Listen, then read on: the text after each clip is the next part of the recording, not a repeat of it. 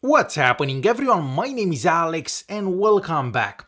In today's video we are checking out the latest phone from ELEPHONE. Yes, ELEPHONE still makes smartphones. So this one is called the E10 and this is a phone that you can buy for about $120. So definitely a very inexpensive phone. So this comes in this box here. On the front we basically see a picture of the device and on the back we see some of the specifications.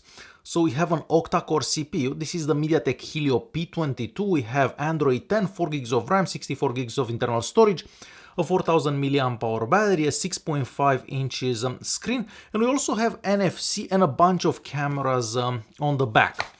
So I'm gonna go ahead and get this box opened. We have a little sticker on the back there. And the phone is right here. Oh. Alright, so let's see what comes in the box. So we have the power adapter right here. We also have a USB-C cable. And in here, what do we have in here?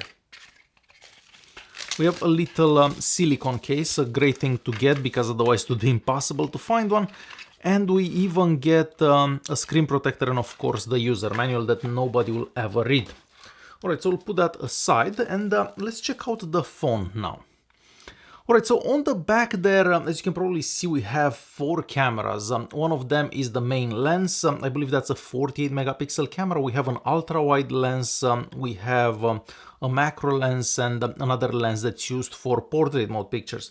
So we'll have to see how those pictures actually look. So let's remove this from the screen. Alright, so on the left hand side, the body is made out of plastic, so just in case you're wondering, and the frame here is actually made out of metal. So the phone feels pretty decent. I mean, it doesn't feel like a phone that's $120. So on this side here we have the fingerprint scanner, so somewhat more unusual location for the fingerprint scanner. We have the volume keys at the top, there is a hole for a microphone. On this side we have the slot for the SIM card. I'm not sure where the power button is. Oh yeah, the fingerprint scanner is also a power button.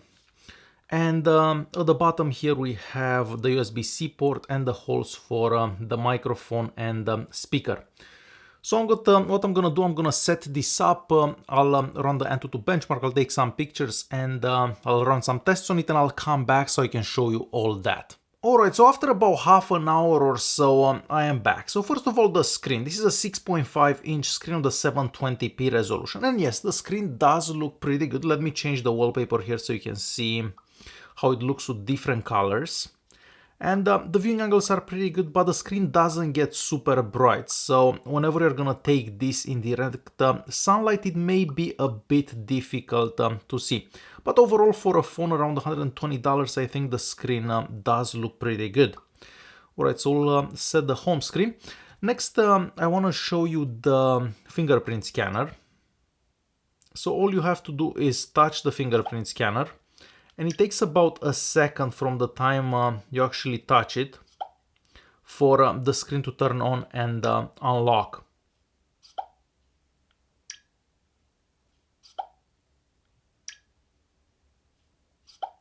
So you've seen that works good, but I don't really like the positioning of that fingerprint scanner. I wish the fingerprint scanner would have been on the back or something like that. Alright, moving on to the Antutu Benchmark score. So just in case you're wondering, the score is somewhere around 96,000 and these are like the detailed results for this score.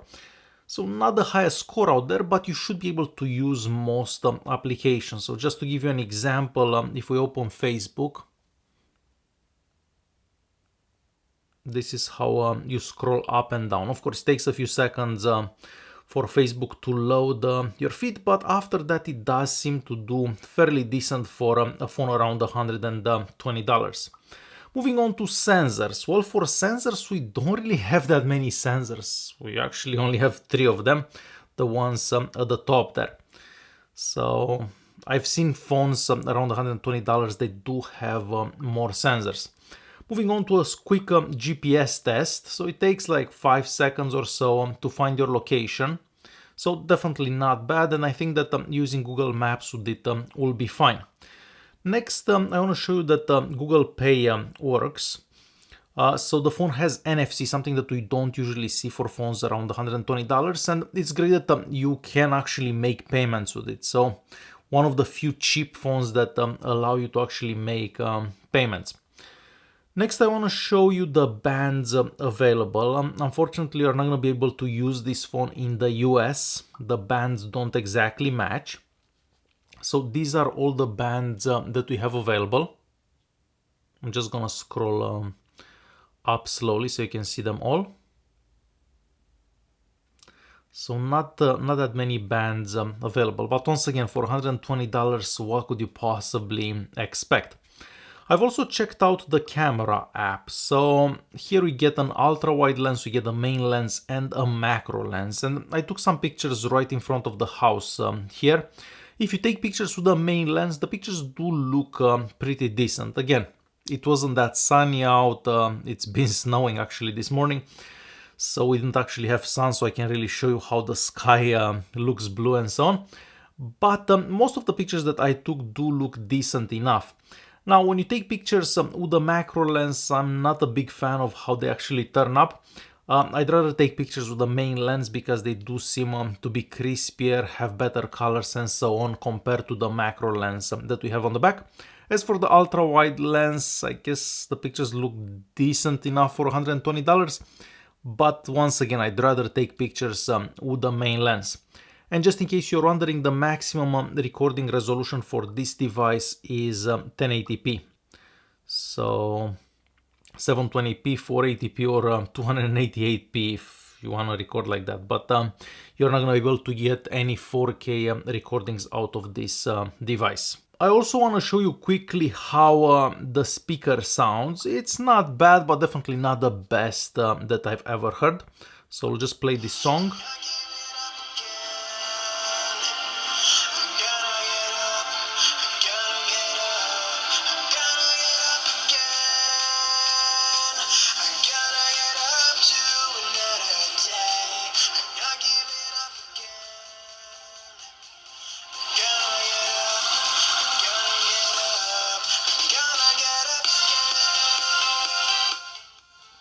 So definitely not bad for a phone around $120.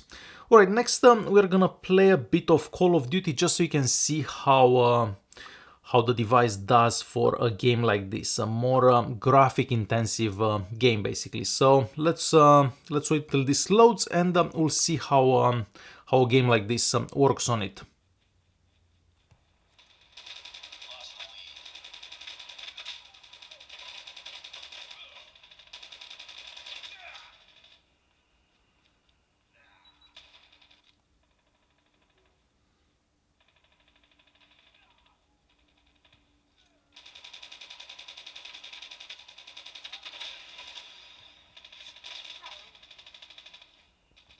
So it's not horrible, but there is definitely a bit of lag, but definitely not as bad as I was imagining.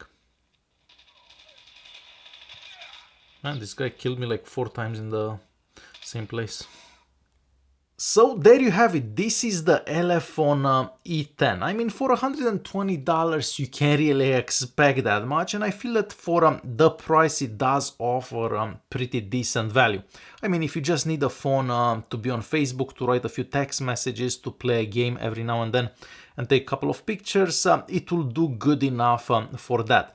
But if you have like crazy expectations, like something that you'd get from a flagship, well, this is definitely not the phone for you.